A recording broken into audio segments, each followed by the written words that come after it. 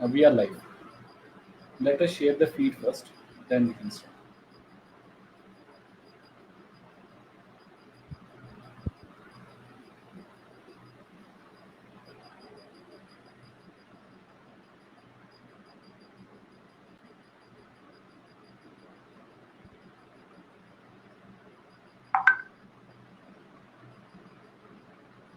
Yes, the feed has been shared, so no issues with that.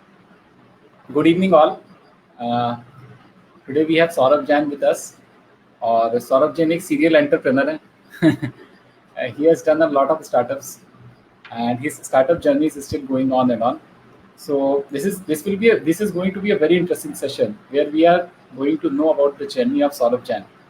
कि कैसे वो एक स्मॉल टाउन से आईआईटी दिल्ली पहुंचे और आईआईटी दिल्ली के बाद वो स्टार्टअप कल्चर के अंदर कैसे चले गए, क्योंकि आजकल आप लोग सुनते भी होंगे कि आईआईटी दिल्ली का है या आईआईटी बॉम्बे का या आईआईटीज का इन जनरल, तो हर इंसान कोई ना कोई स्टार्टअप में इन्वॉल्व होता ही है. और स्टार्टअप्स की एक बहुत ग्लोरियस जर्नी भी रही है इंडिया के अंदर, खासकर जो आईआईटी दिल्ली से, खासकर हमारे हॉस्टल से. We both belong to the same hostel. Saurabh Jain is 1 year senior to me and of the same department, civil engineering. So, Saurabh Jain से मेरा पहला क्वेश्चन यही है कि आईआईटी के बाद क्या हुआ एकदम से आपने, क्योंकि आईआईटी की जॉब का काफ़ी होता है कि जनरली लोगों को बड़ा क्यूरियोसिटी रहती है कि लोगों का क्या पैकेज लगा और किस तरह से क्या सीन रहता है. तो आईआईटी से जब आप पास आउट हुए तो आपके पास क्या क्या ऑप्शंस थे, और फिर आपने ऑप्शंस लिए सीधे या आप सीधे स्टार्टअप के अंदर चले गए? Hello everyone. So IIT के just बाद actually I was placed in Deloitte Consulting. It was a business consulting division of Deloitte, and options उस वक्त काफी सारे रहते थे, like business consulting, investment banking वगैरह. And I was more interested towards business consulting. के जो companies आते थे मैं उनके interviews में बैठता था, and I was placed in Deloitte, and I was placed in Hyderabad. So I worked with Deloitte. उसके बाद I have worked for a year in Kolkata in India's topmost engineering consulting firm called as MN Dastoor. उसके बाद मैं internet marketing analytics में HSBC में मैंने job किया for around 2.5 years. And yeah, so that was the journey just after IIT. तो आपका काम क्या था, बिजनेस कंसल्टिंग में ही रहा या फिर जो इंटरनेट मार्केटिंग या एसईओ से रिलेटेड भी कुछ वर्क किया? नहीं, एक्चुअली डेलॉयट और एमएन दस्तूर में it used to be business strategies हम लोग पर वर्क करते थे फॉर फॉर्च्यून 500 कंपनीज. बट जैसे आईआईटी के टाइम से ही मुझे थोड़ा सा लिखने में इंटरेस्ट रहता था, तो मेरा खुद का एक ब्लॉग भी था. मैं उसमें उसके लिए लिखता था, एंड उसका मैं गूगल एनालिटिक्स वगैरह में ट्रेंड्स एंड ट्रैफिक और वो सब ट्रैक करते रहता था. And I started learning more about it, and then because in Kolkata I was like really not very happy, क्योंकि वो थोड़ा Kolkata is still like living in like 1980s 1990s. तो वो वहां में चला तो गया, बट वहां पे मैं कभी भी satisfied नहीं था. 1 साल 13 महीने था. Although अभी मुझे लगता है कि Kolkata is one of the best cities I've lived in, but जब मैं उस वक्त वहां था तो it used to be like बहुत स्लो सिटी. टैक्सी वाले को पूछोगे तो वो मना कर देगा, अभी नहीं जा रहा, मैं सो रहा हूँ. इस तरह के used to be a very slow शहर. तो वहां पे मुझे मजा नहीं आ रहा था, एंड पैरेलली मैं अपना ब्लॉग पोस्ट वगैरह लिखते रहता था, शेयर करता था. उस टाइम orkut.com वगैरह होता था, वहां डालता था, लोग आके Orkut used to be, मेरे को नहीं लगता कि यंग जनरेशन को पता भी Orkut क्या होता है. और you all guys who don't know what is Orkut, Orkut was the father of Facebook. Right. तो Orkut में काफी हम लोग टाइम इन्वेस्ट करते थे. पैरेलली में ब्लॉग्स वगैरह लिखता था, और उस पर ट्रैफिक वगैरह आता था. वो इंटरनेट के जमाने का स्टार्टिंग फेज जैसा ही बोल सकते हैं उसको. तो फिर मैंने HSBC में अप्लाई किया for internet marketing analytics division, and I was selected. और काफी अच्छा एक्सपीरियंस रहा मेरा HSBC में, क्योंकि यूनाइटेड स्टेट्स में जो क्रेडिट कार्ड कस्टमर्स होते हैं उनको काफी अलग अलग इंटरनेट चैनल्स के थ्रू कार्ड बेचा जाता है. So our team here in Bangalore used to analyze the internet marketing campaigns across different platforms like email, display marketing, search engine marketing, social media and all. तो उसमें मुझे काफी interest आता था. एंड फॉर्चुनेटली मैं पहले खुद के ब्लॉग्स वगैरह के लिए एनालिटिक्स किया हुआ था. So it was like very good transition for me, and I learned a lot during my days in HSBC. So that was my last job before I quit for my own startup. तो startup एकदम से हो गया, idea कैसा है, motivation क्या था? नहीं, अचानक से तो नहीं हुआ obviously. Back of the mind कुछ कुछ चीजें चलते रहती हैं, and being from like business family, एक नेचुरल टेंडेंसी होती है किसी के अंदर में काम नहीं करने की. तो वो हमेशा at the back of the mind चलते रहता था कि मुझे खुद का बिजनेस स्टार्ट करना है, छोटा हो या बड़ा हो कैसा भी हो, बट मुझे किसी के अंदर में काम करने में मजा नहीं आता है. And after a few months in any job actually it gets very boring. चीजें रिपीटेटिव हो जाती हैं. आप हर हर डे ऑफ द वीक, जैसे हर वेडनेसडे इवनिंग को आप सेम ही काम करते हो कि आपको एक वही रिपोर्ट आपको भेजनी है. महीने बीतते जाते हैं, सालों बीतते जाते हैं, एंड सेम रिपोर्ट ही आपको भेजनी होती है साल दर साल. तो वो काइंड ऑफ बोरिंग हो जाता है. एंड सो स्टार्टअप में मैं कैसे घुसा उसके पीछे भी इंटरेस्टिंग कहानी है. मैं एक्चुअली काफी सारे इवेंट्स वगैरह में पार्टिसिपेट किया हुआ है. So when I was in HSBC, उस वक्त मैं IIT दिल्ली एल्यूमनाई एसोसिएशन का एक इवेंट अटेंड करने के लिए, उस टाइम IIT दिल्ली में हो रहा था, the alumni meet, pan IIT in 2010. तो मैं वो अटेंड करने के लिए जा रहा था, and I actually missed my flight. Airport पे पहुंचा and I was not allowed actually because of Bangalore traffic. तो मैं पहुंच नहीं पाया, and I was like very sad कि because that was one event that I was looking for, और IIT Delhi वापस से जाने का भी एक एक्साइटमेंट था कि इतने सालों बाद वापस से देखने मिलेगा. राइट. सो वो मेरी फ्लाइट मिस हो गई, एंड मुझे जागृति यात्रा करके एक इवेंट होता है विच इज लाइक उस टाइम पे 21 डेज की ट्रेन जर्नी होती थी, जहाँ पे वो लोग अराउंड 18 सिटीज में लेकर जाते थे और काफी सारे सोशल एंटरप्रेन्योर्स से हमें मिलवाते थे. सो वो एक इवेंट था जिसपे मैं पिछले साल भी अप्लाई किया था, बट क्योंकि मुझे HSBC में ज्वाइन करना था तो मैं वहां जा नहीं पाया था. वो हर साल सिर्फ दिसंबर में ही होते. सो जब मेरी फ्लाइट मिस हुई उस दिन मुझे बहुत गुस्सा आया, एंड देन शाम को ही मैंने जागृति यात्रा का एप्लीकेशन फॉर्म ओपन था, मैं वहां अप्लाई किया, एंड फॉर्चुनेटली वापस से मैं सेलेक्ट हो गया. एंड फिर उस साल दिसंबर में मैंने जाके जागृति यात्रा का इवेंट अटेंड किया. वो एक ट्रिगर था, क्योंकि जब आप इतने सारे शहरों में 21 डेज तक आप एक ही ट्रेन में 450 यात्री जो आपकी ही एज ग्रुप के हैं उनके साथ में आप रहते हो, टाइम स्पेंड करते हो. उनमें से काफी सारे लोग एंटरप्रेन्योर्स खुद भी होते हैं, काफी सारे लोग NGOs बैकग्राउंड से होते हैं, और आप 18 शहरों में जाते हो जहाँ पे काफी सारे स्टार्टअप्स या NGOs ऑलरेडी वर्क कर रहे हैं. और जागृति यात्रा में जिस जगह में ले जाकर जिस तरह की इवेंट्स में वो लोग आपको एक्सपोजर देते हैं, जिस तरह के स्टार्टअप्स या ऑर्गेनाइजेशंस से, वो सारे ऑर्गेनाइजेशंस ऐसे ऑर्गेनाइजेशंस होते हैं जो कि खुद के सर्वाइवल पर तो ध्यान देते ही हैं एज अ बिजनेस, बट वो लोग इंडिया के प्रोग्रेस के लिए या ग्रास रूट लेवल पर जो चेंज लाने वाले ऑर्गेनाइजेशंस हैं उनसे आपका एक्सपोजर कराते हैं.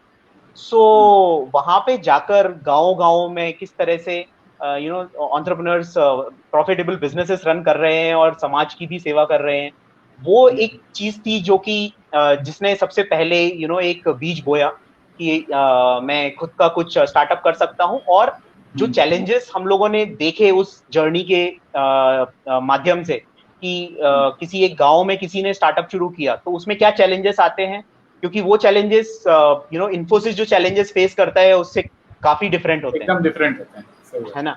तो क्योंकि बिजली नहीं होती है, पानी नहीं होता है, एंड देन लोगों का रवैया भी एकदम नेगेटिव होता है. You are also working from a small town right now on your startup. तो आपको पता ही होगा जब आप आसपास वालों को बोलते हो कि मैं खुद का कुछ शुरू कर रहा हूँ तो क्या नेगेटिव रिएक्शन आता होगा. वो मैं इमेजिन कर सकता हूँ. मुझे भी पॉजिटिव मिला है, किसी ने कोई negative. Okay, you are very lucky. But उस समय लाइक अभी से 10 साल पहले 10 साल पहले कुछ और बात थी. सही बात. हाँ. तो वहां से मैंने ये चीज सीखी, लाइक एक सबकॉन्शियस माइंड में काफी सारे आइडियाज गए कि अगर एक छोटे टाउन से या ग्रास रूट लेवल पे किसी के साथ में काम करना है तो किस तरह के चैलेंजेस आ सकते हैं और उनको सॉल्व कैसे किया जा सकता है. फिर उसके बाद HSBC में रहते हुए ही मैं गया था. फिर over a period of 1.5 years 1-2 और इवेंट्स मैंने पार्टिसिपेट किया. इंटरनेशनल यूथ फोरम सेलीगर रशिया में होता था, मॉस्को से 300 किलोमीटर्स दूर। तो वहाँ पे मैंने अप्लाई किया, वहाँ पे मेरा सिलेक्शन हुआ। वहाँ पे 9-10 दिन हम लोग जंगल के बीच में टेंट्स वगैरह में रह के गुजार के आए। वहाँ पे भी globally 700 participants from around 85 countries used to participate in that event. तो वहाँ पे जाके काफी सारी चीजें सीखने को मिली, different cultures, different type of people and all. वहाँ पे काफी सारे एक्सपर्ट्स आते थे from different industries, like politics, NGO, business background and academics and all. तो वहां से काफी सारी चीजें सीखने मिली। उसी वक्त कुछ पार्टिसिपेंट्स के साथ मिलके हम लोग ने एक वेबसाइट स्टार्ट किया था, opportunity.com, OPPTUNITY.com, जिसमें हम लोग इवेंट्स पब्लिश करते थे, लाइक जिस तरह के जागृति यात्रा है या ये यूथ फोरम है, इस तरह की इवेंट्स हम लोग पब्लिश करेंगे सो दैट पीपल, स्टूडेंट्स और youth can go to that website and see what all similar events are happening and they can go and participate. तो वो हम लोगों ने स्टार्ट किया था। तो ऑफिशियली मैं बोल सकता हूँ कि वो मेरा पहला स्टार्टअप था, जहाँ पे मैंने खुद से वेबसाइट बनाया and we collaborated, we had volunteers from around 10-12 countries जो कंट्रीब्यूट करते थे इस वेबसाइट के लिए। सो opportunity.com हमने तब स्टार्ट किया था, जो ज्यादा दिन चला नहीं ऑब्वियसली, बिकॉज जितने भी वॉलंटियर्स थे सब स्टूडेंट्स थे और काफी 1-1.5 साल बाद वो लोग सब अपने अपने प्रोफेशंस में बिजी हो गए and it was not there was no fixed revenue model behind it. तो वो फिर ज्यादा दिन चला नहीं, बट उससे काफी कॉन्फिडेंस आया that I can build websites on my own, और हाँ, कोलैबोरेट करके हम किस तरह से स्टार्ट कर सकते हैं। So that was my first official one. फिर अगले साल मुझे इसी इवेंट में वापस से इनवाइट किया गया, क्योंकि हमने opportunity.com स्टार्ट किया था and Seliger was the trigger for that. So we were invited as marketing partners for Seliger 2012. वहाँ पे हम लोगों ने जाके Seliger का social media marketing and all वो सब किया एंड हम लोगों के खुद के branded T shirts and all पहन के गए थे and it was like completely sponsored one for us. तो वहाँ से काफी मोटिवेशन मिला कि हम ऐसा कुछ कर सकते हैं। फिर वहीं से जो इंडियन पार्टिसिपेंट्स थे कुछ, उनके साथ में हम लोगों ने एक इनिशिएटिव स्टार्ट किया, पधारो.com। पधारो के पीछे मोटिवेशन ये था कि कोई भी फॉरेन टूरिस्ट वगैरह जब हमारे कंट्री में आते हैं तो उन लोगों को काफी प्रॉब्लम फेस करते हैं वो लोग, क्योंकि नॉर्मल टूरिस्ट गाइड्स वगैरह उनको चीट करते हैं, ऑफिशियल जो एजेंसीज होती हैं वो उनको मिसलीड करती हैं, ज्यादा चार्ज करती हैं। एंड इन जनरल जब आप किसी शहर में जाते हो तो आप चाहते हो कि आपका कोई पहचान का हो उस शहर में। अगर आपका कोई दोस्त होता है, भले ही वो आपके साथ में उस शहर में ना घूमे, बस आपके साथ में आधा घंटा 1 घंटा डिवोट कर दे या आप उसके यहाँ जाके मिल के आ जाओ, तो आपको वो शहर आसान लगने लग जाता है। हाँ, कोई तो है, बैक ऑफ द माइंड रहता है कि कोई तो है। तो उस कॉन्सेप्ट पे हमने पधारो.com स्टार्ट किया था। उसको मीडिया पब्लिसिटी बहुत मिला था। आप आज भी ढूंढेंगे पधारो.com तो आपको बहुत सारे आर्टिकल्स मिल जाएंगे। ऑलमोस्ट हर न्यूज़पेपर के आर्टिकल्स में आपको पधारो.com का कवरेज मिल जाएगा। तो वो हम लोगों ने स्टार्ट किया था उस वक्त एंड जो कि बाद में हम लोगों ने एक इंक्यूबेशन कंपनी था, उसके अंडर में हम लोग इंक्यूबेट भी हुए थे, but somehow because it was completely volunteer based again, तो वहाँ पे कोई एक बहुत बड़ा कोई रेवेन्यू सोर्स था नहीं and it was getting too expensive to market it for people who are outside India, क्योंकि आप रैंडम मार्केटिंग आप कर नहीं सकते आउटसाइड इंडिया एंड आपके कस्टमर्स आउटसाइड इंडिया है, आपका ऑपरेशंस विद इन इंडिया हो रहे हैं। So we approach many investors but somehow it did not work out. तो फिर वो हमने ज्यादा दिन तक चलाया नहीं। फिर आर्टसी इंडिया के पीछे मोटिवेशन था, like at that time Flipkart was a growing startup and मेरा इंडियन आर्ट एंड क्राफ्ट को लेके काफी इंटरेस्ट रहता था हमेशा से। सो मैंने वेबसाइट स्टार्ट किया artsyindia.com और बेंगलोर में ही कुछ हैंडीक्राफ्ट रिलेटेड बिजनेसेस थे, एम्पोरियम्स वगैरह, वहां जाके उन लोगों से टाई अप करके I click their photographs and posted on my website Artsy India. But उसमें काफी सारे लॉजिस्टिकल इश्यूज आते थे।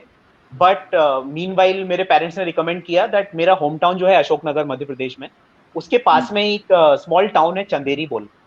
सो चंदेरी की जो साड़ियां हैं वो काफी पॉपुलर है, बट वो इजीली मिलती नहीं थी उस वक्त किसी को इंटरनेट के बारे में पता भी नहीं था और वो कोई अपने शहर में ढूंढने जाता था तो फैब इंडिया के अलावा कहीं और चंदेरी साड़ी मिलती नहीं थी, है ना। सो बिकॉज उसका प्रोडक्शन ही बहुत कम होता है ओवरऑल, आप किसी एक वीवर से बात करेंगे तो वो एक महीने में 4 या 5 साड़ियां बना पाते हैं। So that is the kind of production that Chanderi has. So we went there and we collaborated with some wholesalers in Chanderi, and हम लोग ने उनके साड़ीज पोस्ट करने शुरू किए in Artsy India. So we diverted from small handicrafts because उनका ticket size बहुत कम होता था, 250 रुपए का आइटम होता था, 100 रुपए शिपिंग चार्ज होता था, and customers used to be like handmade item है, वैल्यू ज्यादा होती नहीं है हैंडमेड आइटम्स की, तो कौन ऑर्डर करेगा. We shifted towards Chanderi, and Chanderi sari का टिकट साइज होता था 4,000 रुपए से लेके 20-25 हजार रुपए तक, and customers used to be like blindly buying them. तो वो चीज आज भी ऑन है, आप आर्ट्सी इंडिया में लॉगिन करके देख सकते हैं, अभी भी ऑर्डर्स आते हैं. We have customers so we have customers who order still now since last 8-9 years हो गया है अभी, और वो एक लाइफस्टाइल बिजनेस की तरह मेरा पैरेलली चल रहा है. उसमें scale up it has not happened to the level of like Flipkart और जोमेटो, बिकॉज एक छोटे से विलेज लेवल का बिजनेस है, एंड उसमें लॉजिस्टिकल इश्यूज, फोटोग्राफी इश्यूज और ये सारी चीजें बहुत होती हैं. We have partnered with a few businesses in Lucknow, जहाँ से चिकन करी साड़ी हम लोग सेल करते हैं. I have travelled to Dharmavaram, Kanchipuram, ये सारे सिटीज में मैंने पर्सनली जाके और पार्टनरशिप्स किए हैं. कभी कभी उनके प्रोडक्ट्स आते हैं and then we include them in our website. Sometimes they do not send new photographs, and our customers are now spoiled for choices, क्योंकि हम लोगों का वेबसाइट में हैबिट है, हम लोगों का वेबसाइट में हैबिट है कि आप किसी भी जैसे शोरूम में जाके चंदेरी साड़ी देखेंगे तो 6 महीने तक आपको वो एक ही कलेक्शन दिखेगा चंदेरी साड़ी का, क्योंकि बहुत महंगा होता है. बट जब आप आर्ट्सी इंडिया में आके देखेंगे आपको हर हफ्ते नया कलेक्शन मिलेगा. So that is the kind of choices we provide, because we do not, it's an inventory less model and we directly work with people over there in Chanderi. So initially काफी सारे struggles होते थे. We did not have courier services in Ashok Nagar और Chanderi.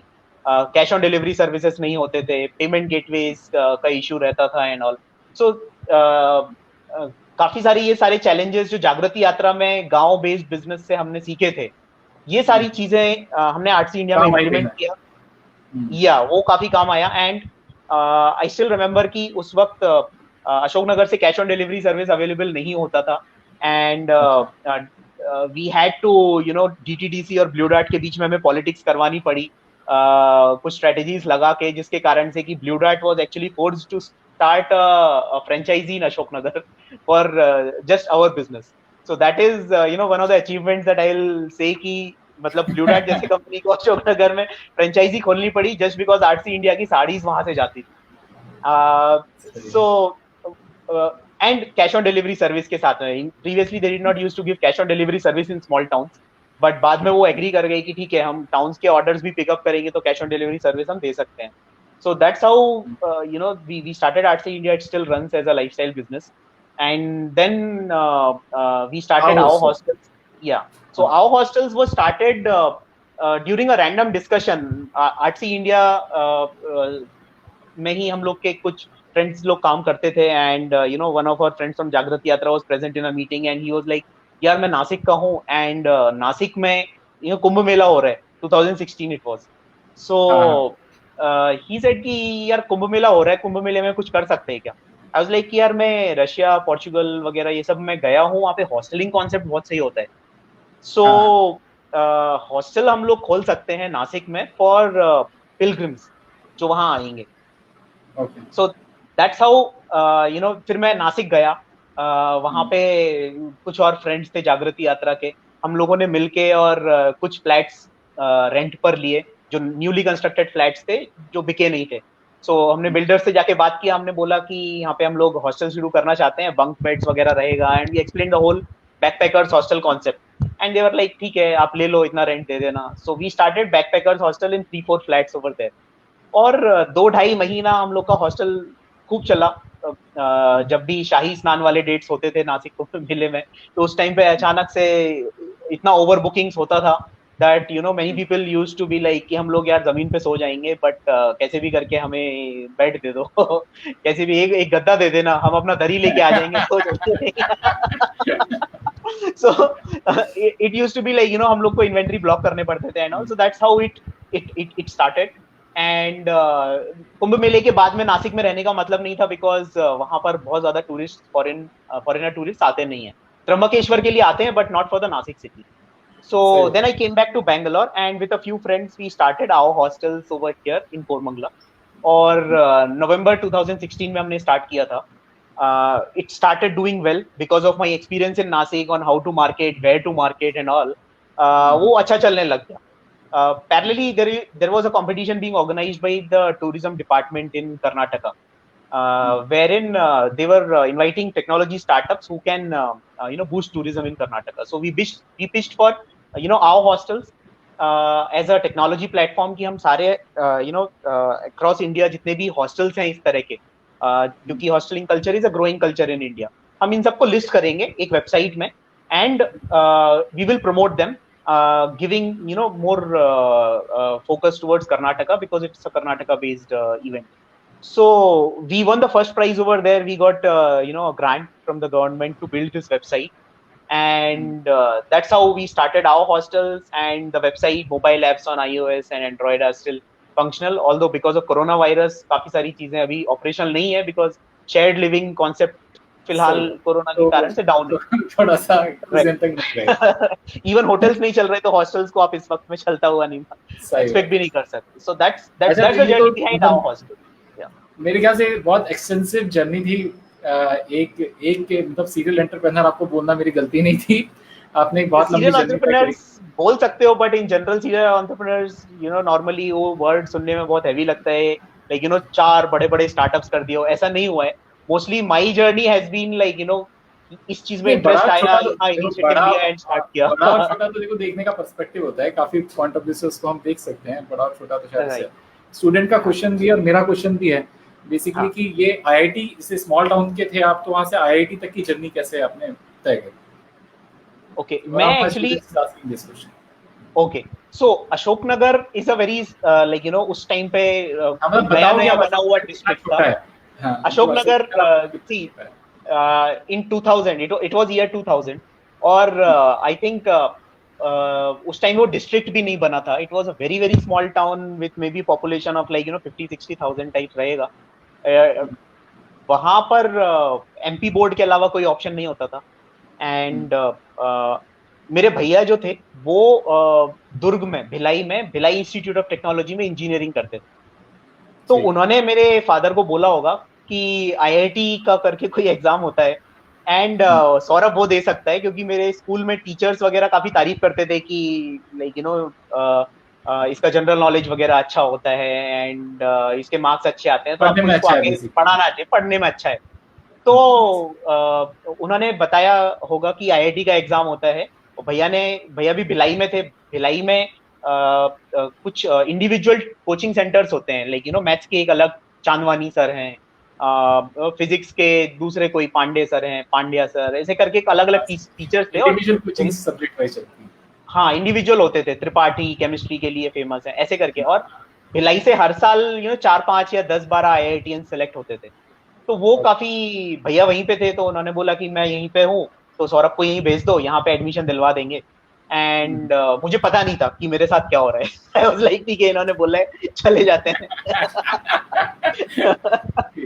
IIT का नाम भी नहीं पता था एक्चुअली. बस ये पता था कि आईआईटी की कोचिंग के लिए जाना है, बट आईआईटी क्या है, आईआईटी क्यों जाते हैं, कोचिंग या आगे भी कहीं जर्नी पहुंची. हाँ, भिलाई में प्रॉब्लम हुआ. भिलाई में मैं 1-1.5 महीने रहा, वहां की गर्मी में पक गया.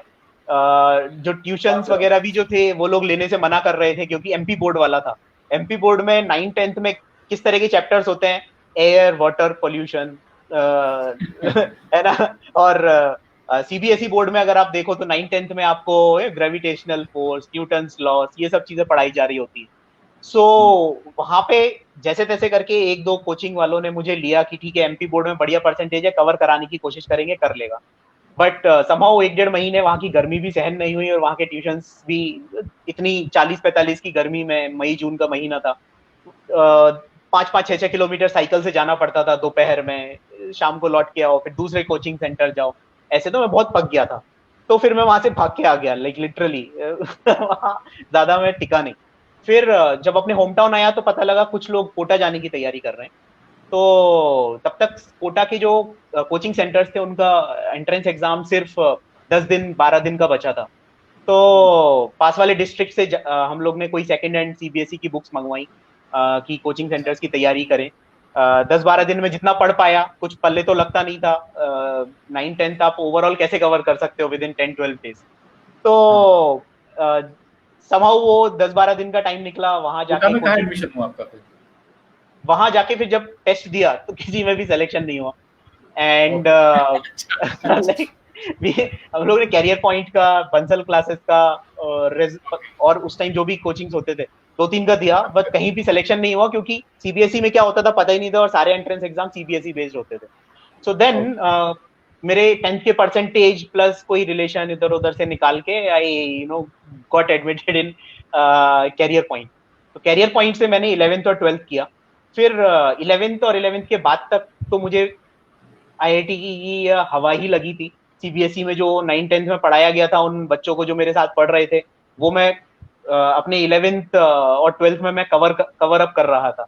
सो बट स्टिल 12th में साथ में 12th के एग्जाम देते देते मैंने आईआईटी का एग्जाम दिया, एंड स्क्रीनिंग में मेरा सिलेक्शन हो गया था, बट मेंस नहीं निकल पाया था। बट तब तक कम से कम बंसल क्लासेस का एंट्रेंस एग्जाम, उस टाइम पे नंबर 1 कोचिंग वही हुआ करता था। तो बंसल क्लासेस का एंट्रेंस निकालने लायक तो मैं सीख ही गया था कम से कम। so फिर मैंने बंसल का एंट्रेंस दिया।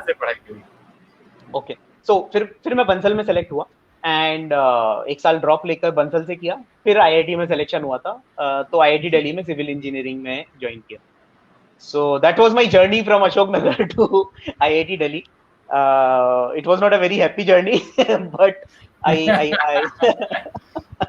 नहीं, लेकिन एंजॉय तो करता है इंसान के सामने वो चैलेंज वाला जो टाइम होता है, जो आपके ऐसे गोल होता है और उस गोल को आप चेस करने की कोशिश कर रहे होते हो, और आपको अपने बारे में बहुत कुछ नहीं पता होता, आप अपने आप में अपने बारे में काफी कुछ डिस्कवर कर रहे होते हो। मतलब आपको नहीं पता होता कि आप इतना पढ़ सकते हो, आपको नहीं पता होता कि आप इतना स्ट्रगल कर सकते हो, आपको अपने बारे में बहुत कुछ नहीं पता होता। वो एग्जाम आपको काफी कुछ सिखा देता है, शायद सारी डिफिकल्ट परिस्थितियां सिखाती है। आईआईटी की जर्नी कैसे रही? आईआईटी के बारे में क्या याद आता है? आईआईटी की जर्नी अच्छी थी। शुरुआत में 1 साल कल्चरल शॉक लगा था।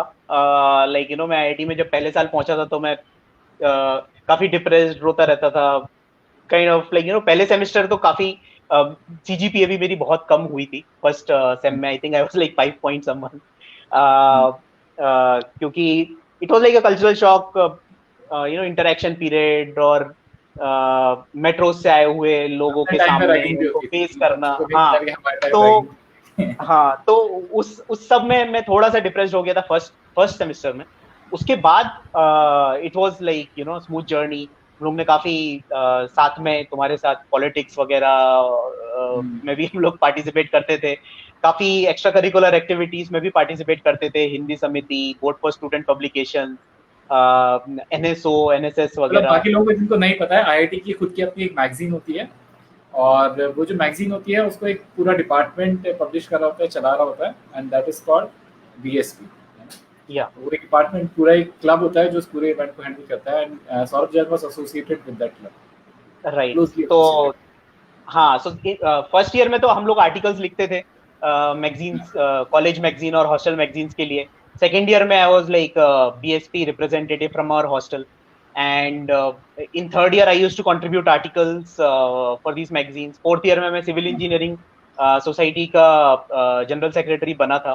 उस वक्त ये जितना भी एक्सपीरियंस पास्ट वाला था उसके थ्रू हम लोगों ने, सिविल इंजीनियरिंग की कोई मैगजीन नहीं होती थी, तो हम लोगों ने निर्माण करके एक सिविल इंजीनियरिंग डिपार्टमेंट की मैगजीन लॉन्च की थी। उससे भी तो मैगजीन निकाली थी आपने? हाँ, बट आई थिंक वो मैगजीन ऑलरेडी हम लोग के सीनियर्स का इनिशिएटिव था। वो मेरा इनिशिएटिव नहीं था, बट सिविल इंजीनियरिंग की जो मैगजीन थी वो मेरा इनिशिएटिव था। And we launched it, we got some sponsorship from college, some sponsorship from some outside, कोई सिविल इंजीनियरिंग की कोई कंपनी से हमें मिला था। And the whole process of getting it printed and collecting articles from foreign professors, Indian professors, it was a good experience on extracurriculars front, which definitely helped in my initiatives in future. तो अभी जो भी चल रहा है, I can thank my experience in IIT और board for student publications का तो बहुत बड़ा रोल रहा है, बिकॉज अभी भी मैं पावर पॉइंट स्लाइड्स बनाता हूँ या एक्सेल में मैं काम करता हूँ, तो लोगों को, जिन लोगों को नहीं आ रहा होता है, जो 10, 12, 15 साल एक्सपीरियंस वाले भी है, उनको पावर पॉइंट स्लाइड्स बनाने नहीं आते, बट मैं उनकी हेल्प कर पाता हूँ। सो वो एक छोटी सी चीज जो वहां सीखी थी, एडिटिंग की, हम लोग साथ में बैठ के नाइट आउट मार के और मैगजीन की एडिटिंग करते थे। It was a good learning for me. Yeah, so that was my time at IIT. एक इवेंट था जिसके अंदर आपने कंपेयरिंग करी थी, जिसके अंदर पोएट्री का इवेंट था शायद। हाँ, आई थिंक तरन्नुम रियाज करके कोई, हाँ, तरन्नुम रियाज करके कोई जो पोएट थी, हमने उनको इनवाइट किया था और उसमें मैंने कंपेयरिंग किया था। तो वो जैन मुनि क्षमासागर जी महाराज है, उनकी कुछ पोएम्स मैंने इंक्लूड किया था। वो बहुत ही अच्छी पोएम्स थी and everybody was very impressed. Even उसकी कोई पोएम्स की, मेरे ख्याल से अपना टाइम भी हो गया आज का, और मेरे ख्याल से कुछ पोएम की लाइन आप सुना सकते हो? पोएम की लाइंस फिलहाल तो मुझे याद नहीं होगी तो बट मैं शेयर करूंगा, तो you can post, you know, there are certain links. एक पोएम याद है, आपने बहुत सारी सुनाई थी, आपने एक माँ पे सुनाई थी, काफी सारी सुनाई थी, उसमें मुझे एक पोएम थी जो मेरे दिमाग में स्टक करके रह गई। कि वो चिड़िया वाली जो पोएम थी कि पहले तो चिड़िया की बहुत छोटी सी पोएम थी, शायद ऐसी थी, शायद रफली याद है, तो कहीं गड़बड़ हो तो माफ कर देना मुझे जिनको पोएम पता है। कि एक चिड़िया नदी के ऊपर उड़ती है, वो नदी से बोलती है कि नदी तुम तो बहुत ही विशाल हो। तो नदी कहती है चिड़िया तुम मुझसे भी बड़ी। फिर जब वो आगे जाती है तो बोलती है कि समुद्र दिखता है उसे, तो समुद्र को देख के वो कहती है कि समुद्र तुम तो बहुत ही विशाल हो। तो समुद्र उसको कहता है नहीं चिड़िया तुम मुझसे भी अधिक विशाल हो। फिर वो और आगे उड़ती है तो वो देखती है कि सामने बड़े बड़े माउंटेन्स है, बड़े बड़े पहाड़। पहाड़ों को देख के चिड़िया बोलती है पहाड़ तुम तो बहुत ही विशाल हो। तो पहाड़ उससे कहता है चिड़िया तुम मुझसे भी ज्यादा विशाल हो, मुझसे भी ज्यादा ताकतवर हो। वो और आगे उड़ती है, उसको इंसान मिलता है और वो इंसान को देख के बोलता है वाह क्या शहर बनाया है इंसान तुमने, तुम तो बहुत ही महान हो। तो इंसान उसे कहता है हाँ चिड़िया तुम ठीक कहती हो। यही सुन के मुझे भी एक पोयम अभी अभी याद आई। वो पोयम कुछ इस तरह से थी, मैंने एक बच्चे से पूछा कि भगवान कितना बड़ा है, तो उसने अपने दोनों हाथ फैलाकर बताया इतना बड़ा। तब मुझे समझ आया कि जितना जिसके जीवन में समा जाए भगवान उतना ही बड़ा। चलो this was our time. Thank you Saurabh Jain. और मुझे लगता है सौरभ जैन की जर्नी से हम सब ने कुछ ना कुछ सीखा होगा। एक स्मॉल टाउन से किस तरह से जब उन्हें आईआईटी का मतलब नहीं पता था, के बारे में नहीं पता था, वहां से संघर्ष करके कोटा की पूरी जर्नी खत्म करके आईआईटी तक पहुंचना। एक आईआईटी का अपना एक अलग पड़ाव होता है, अलग सिचुएशंस होती हैं, उस पर किस तरह से कोप अप कर पाना और कोप करने के बाद एक क्रिएटिविटी रखना लाइफ के अंदर की नई नई चीजें सोचते रहे। मुझे लगता है कि ये बहुत इंपॉर्टेंट है कि जिस भी सिचुएशन में हमारा दिमाग चलना चाहिए, कुछ नई बातें, कुछ नई सिचुएशंस में कुछ नए सॉल्यूशंस बनाने की हम कोशिश करें, कुछ नया बनाने का हम प्रयास करें। अगर मुझे लगता है कि ये प्रयास हर इंसान करता रहता है तो उसका जीवन कभी ना कभी जाके कहीं ना कहीं जाके सार्थकता या सक्सेस अचीव कर ही लेता है। Thank you, Saurabh Jain, for coming and sharing your experiences with us. Thank you all. I had started one mentoring program for students. It will be a group mentoring. तो एक form मैंने share किया हुआ है अपने page के ऊपर, जो लोग उसको फिल करना चाहते हैं they can fill. It will be a very useful thing for you. A lot of people have said very good things about us. Thank you, Kishan, Janvi, and my father is also watching. So thank you to him also. Thank you all. Thank you everyone. Thank you, sir. Thank you. All the best. Bye.